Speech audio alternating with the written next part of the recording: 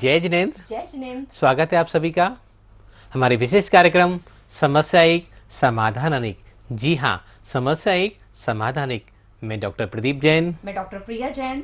वास्तु, ज्योतिष और भक्तामर के माध्यम से आपकी सभी समस्याओं का निराकरण करने का हमने संकल्प लिया है। हम चाहते हैं आप घर बैठकर ही अपने जीवन की सारी दुविधाओं को, परेशानियों को दूर करें और एक सुखी, स्वस्थ और आनंदपूर्वक जीवन का आनंद उठाएं। तो हमारे ये विशेष कार्यक्रम आज भक्तामर के हम सातवें काव्य के बारे में चर्चा करेंगे कि सातवां काव्य क्या काम आता है, क्या उद्देश्य है, क्या पर्पज है इसका। लेकिन उससे पहले कुछ बातें भक्तामर स्तोत्र के बारे में और जानना जरूरी है, क्योंकि अधिकतर फ़ोन कॉल्स जो आते हैं, मेल्स आती हैं, व्हाट्सएप आते हैं, वो इसी कारण से आते हैं कि हमें कितनी बार पढ़ना चाहिए, कितनी बार कैसे पढ़ना चाहिए, कब पढ़ना चाहिए। किसी भी कार्य को सफल करने के लिए द्रव्य, क्षेत्र, काल और भाव, इन चारों की बड़ी उपयोगिता बताई गई है। जैन दर्शन में ये चारों जो चीज़ें हैं बड़ी महत्वपूर्ण और उपयोगी मानी गई हैं। इसको हम दूसरी तरीके से समझ सकते हैं। जैसे किसी बीज को अंकुरन करना हो, बीज से पौधा बनना हो, पौधे से वृक्ष बनना हो, तो उसके लिए क्या क्या आवश्यक है। बीज से पौधा बनने की प्रक्रिया एक सहज प्रक्रिया नहीं है, वो एक बहुत लंबी प्रक्रिया है। जब बीज को पौधा बनना है तो उसके लिए हवा, सही पानी, सही मिट्टी और फर्टिलाइजर, उर्वरकता होनी चाहिए, तभी बीज वो पौधे का रूप आकार ले पाता है। और जब पौधा बनता है तो ब्रह्मांड की अनेकों शक्तियाँ उसके साथ जुड़ जाती हैं, विश्व की अनेकों शक्तियाँ उसके साथ जुड़ जाती हैं, तब वो पौधा वृक्ष बन पाता है और वृक्ष से फल और फूल बनते हैं। तो जब भी हम किसी मंत्र का उच्चारण करते हैं, पाठ करते हैं, तो द्रव्य, क्षेत्र और काल भाव बहुत ज़्यादा उपयोगी माने गए हैं। द्रव्य से मतलब हमारी भोजन सामग्री, हमारा अर्थ कि हमने किस उद्देश्य से ये धन और वैभव इकट्ठा किया है। अगर अनीति और अनाचार से हमने पैसा इकट्ठा किया है तो निश्चित ही हमारी वाइब्रेशंस, हमारी वर्गनाएँ खराब होती चली जाएंगी।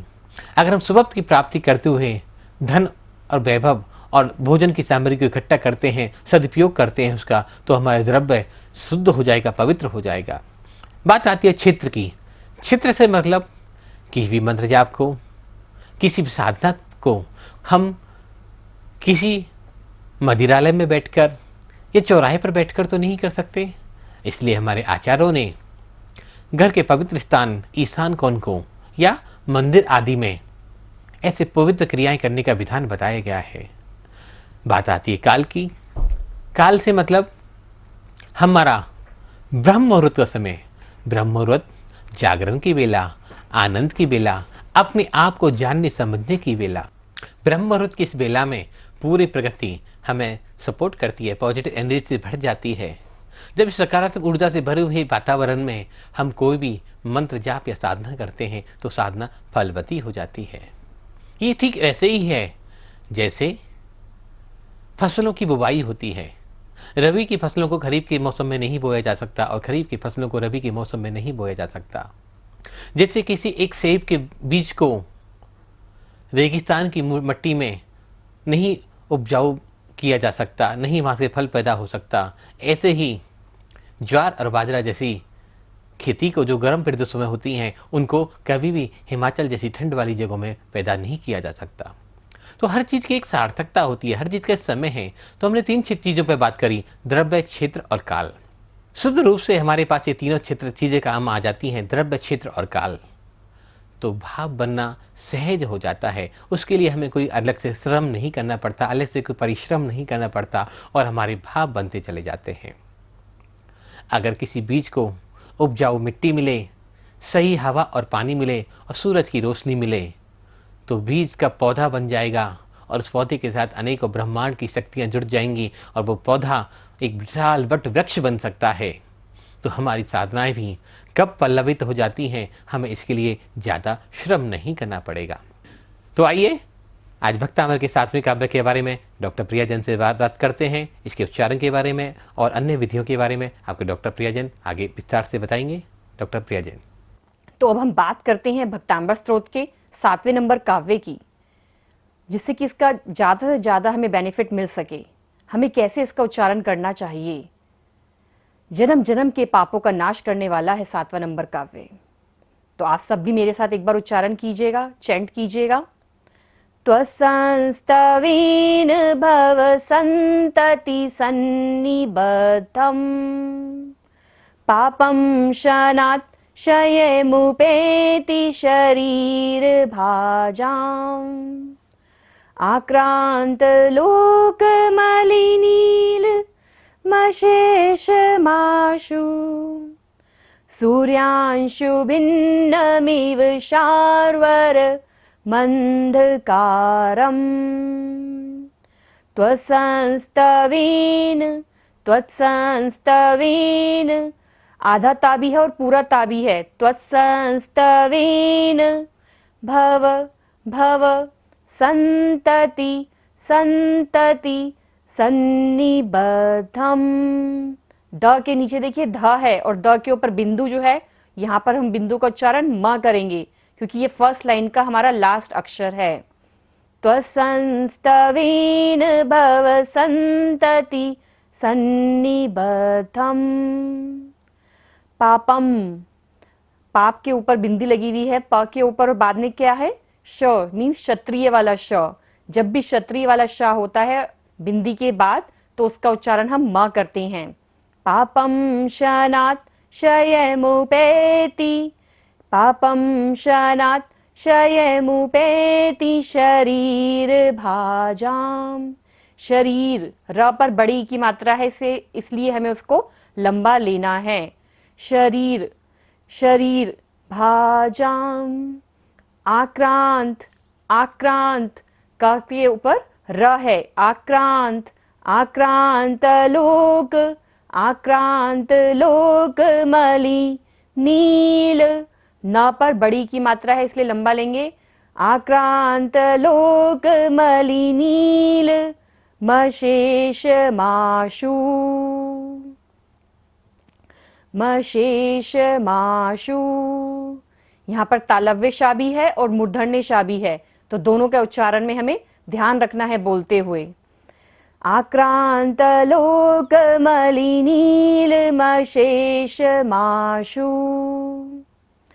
सूर्यांशु सूर्यांशु सू पे बड़े ऊ की मात्रा है इसलिए लंबा लेंगे सू को। सूर्यांशु भिन्नमिव सूर्यांशु भिन्नमिव शार्वर मंधकारम् सूर्यांशु भिन्नमिव शार्वर मंधकारम्। र के ऊपर बिंदी है, फोर्थ लाइन का लास्ट अक्षर है इसलिए उच्चारण म होगा। त्वसंस्तवेन भव संतति सन्निबद्धम् पापं शनात् क्षयमुपेति शरीर भाजाम् आक्रांत लोक मलि नील मशेष माशु सूर्यांशु भिन्नमिव शार्वर मंधकारम्। तो अब हम वर्ड टू वर्ड अर्थ समझते हैं। त्वत्, त्वत् मीन्स आपकी। संस्तवेन, संस्तवेन मीन्स स्तुति से। भव संतति, भव संतति मीन्स संसार, परंपरा। सन्निबद्धम मीन्स बंधे हुए। पापम, पापम मीन्स पाप कर्म, नेगेटिव कर्मास। शनात्, शनात् मीन्स क्षण भर में। शनात् क्षयमुपेति, शनात् क्षयमुपेति, शनात् मीन्स क्षण भर में। क्षयम मीन्स नाश, भय का नाश होना। मुपेति मीन्स प्राप्त होते हैं। आक्रांत, आक्रांत लोक, आक्रांत मीन्स प्राप्त होते हैं। लोक मीन्स लोक में, जिस लोक में हम रहते हैं। मलि मीन्स भोरों के समान। नील मीन्स श्याम रंग, नीला रंग। मशेष माशु, मशेष माशु मीन्स, मशेष मीन्स क्या होता है, समस्त, और माशु मीन्स शीघ्र, जल्दी, क्विकली।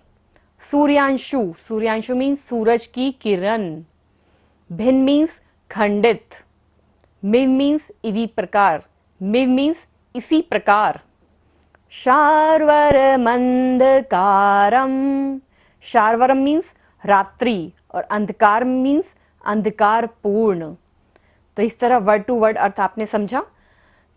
जब भी हम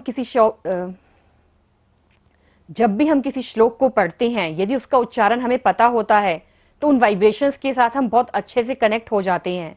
जिस चीज़ के बारे में हमें पता ही नहीं होता तो उससे हमारा कनेक्शन अच्छा नहीं बन पाता। तो जब भी आप भक्तामर का कोई भी गाथा पढ़ रहे हैं तो उसके अर्थ को समझिए कि उसमें मानतुंग महाराज का क्या भाव है। जब आप उस भाव को समझकर भक्तामर स्तोत्र का कोई भी काव्य पढ़ेंगे तो उन वाइब्रेशंस के साथ आपका बहुत अच्छे से कनेक्शन हो जाएगा। तो आगे अब प्रदीप जी से समझते हैं। बहुत सुंदर बात डॉक्टर प्रिया ने कही कि जब हम किसी को चीज़ को जान लेते हैं तो उसके साथ संपर्क स्थापित होना हमारा बहुत आसान हो जाता है। भगवान महावीर ने कहा कि जिसको हम जानते हैं तो उसको पाने का मार्ग सुगम हो जाता है, जिसको हम जानते ही नहीं हैं तो उसको पा भी नहीं सकते। तो इसलिए किसी को पाना है तो पहले उसे जानना पड़ेगा। इस काव्य के माध्यम से मानतुंग स्वामी अपने आराध्य ऋषभदेव प्रभु की स्तुति करते हुए कह रहे हैं कि भ्रमर के शरीर के काला अंधकार वो हजारों वर्षों का हो, एक दिन का हो, लाख वर्षों का हो, कोई फर्क नहीं पड़ता। जब भी सूरज की किरणें निकलती हैं वो अंधकार को दूर कर देती हैं, और वो सूरज की किरणें जब कमल के पत्तों पर पड़ती हैं तो एक सूरज की किरण पड़ते ही लाखों कमल सरोवर में उदय हो जाते हैं, विकसित हो जाते हैं, खिल उठते हैं। तो प्रभु, क्या आपके नाम मंत्र के जाप से, आपके स्मरण से मेरे अंदर ये जमा हुआ अनेकों वर्षों का अंधकार, अनेकों भवों का अंधकार क्या दूर नहीं हो सकता? अवश्य हो सकता है। ऐसी विनती, ऐसी प्रार्थना इस काव्य के माध्यम से मानतुंग स्वामी कह रहे हैं। लेकिन यह सवाल उठता है, अधिकतर जिन वाणियों में इस काव्य के बारे में लिखा हुआ है ये सर्प विषनाशक है। हमने पिछले एपिसोड में भी आपको बताया कि हमारे आचार्य मुनि महाराज जितने भी रहे वो बड़े विद्वान रहे। उन्होंने कम शब्दों में बड़ी बात को कहने का प्रयोजन उठाया। उन्होंने कहा कि सर्प विष का नाश हो सकता है। सर्प क्या है? अपने आप में कालापन, नेगेटिव एनर्जी का, जहर का प्रतीक है। और अंधकार क्या है? वो भी जहर का प्रतीक है। जब सर्प का विष दूर हो सकता है तो क्या मेरे अंदर जमा हुआ ये अनेकों जन्मों का पाप छीन नहीं हो सकता? अवश्य होगा। ये काव्य हमें अंधकार से प्रकाश की तरफ तो लेके जा ही रहा है, हमारे कर्मों की निर्जरा भी कर रहा है। जब इस काव्य का उच्चारण करेंगे, स्मरण करेंगे, इसके बारे में जानेंगे, समझेंगे तो क्या होगा? आचार्यों ने कहा कि जो कर्मों की निर्जरा हम अनेकों वर्षों तक तप और व्रत उपवास आदि के माध्यम से नहीं कर सकते, उसी कर्म की निर्जरा हम 2.5 मिनट, सिर्फ 2.5 मिनट ध्यान के माध्यम से कर सकते हैं। तो हम उस चीज़ को जब जानेंगे कि प्रभु तुम्हारे नाम मंत्र से मेरे अनेकों जन्मों के पाप क्षय हो जाते हैं, मेरे अनेक जन्मों का अंधकार दूर हो जाता है, तो मेरे अंदर जो ज्ञान की ज्योति प्रकट होगी, मेरे अंदर जो केवल्य की ज्योति प्रकट होगी, मेरे अंदर जो मति और शुद्ध ज्ञान प्रकट होगा, उस ज्ञान के माध्यम से, उस सम्यक दर्शन, सम्यक ज्ञान, सम्यक चारित्र के माध्यम से मैं इस भव सागर से तिरने का रास्ता मेरा सहज और सुगम होता चला जाएगा। अभी तक के काव्यों में मानतुंग स्वामी बचपन की बातें कर रहे थे। एकदम से उनके अंदर एक परिपक्वता दिखाई देती है, एक परिवर्तन दिखाई देता है। अब सारी बचपन की बातें बंद हुई।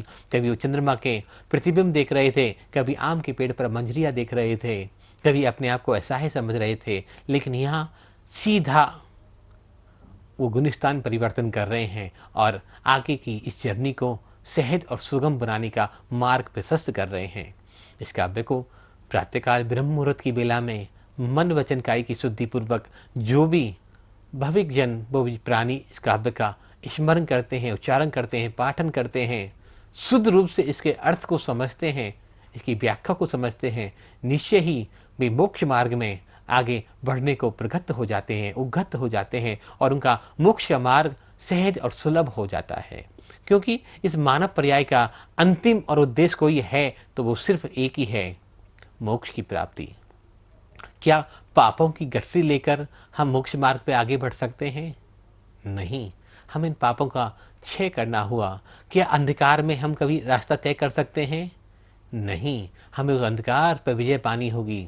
क्या रात्रि के में हम कहीं विचरण कर सकते हैं बिना प्रकाश के? नहीं, हमें सूर्य की प्रतीक्षा करनी होगी। तो इस प्रभु का नाम सूर्य की रोशनी की तरह हमारे जीवन में एक नया प्रकाश, एक नया सवेरा पैदा करता है, प्रकाश की किरण पैदा करता है। और अंधकार चाहे कितना भी गहरा हो, सूर्य की किरण आएगी तो अंधकार को दूर करेगी। और पाप भी कितने ही मजबूत क्यों ना हो, कर्म बंधन कितने भी प्रगाढ़ क्यों ना हो, अगर ध्यान पूर्वक उनके कर्मों की निर्जरा करने का हम प्रयत्न करें, यत्न करें, कोशिश करें, तो हमारे सारे अशुभ कर्म पल भर में क्षय हो जाएंगे। इस काव्य के माध्यम से हम सभी को अपने पाप कर्मों की निर्जरा तो करनी ही है, और आने वाले कल को, आने वाले भविष्य को, आने वाले भवों को भी सुधारना है।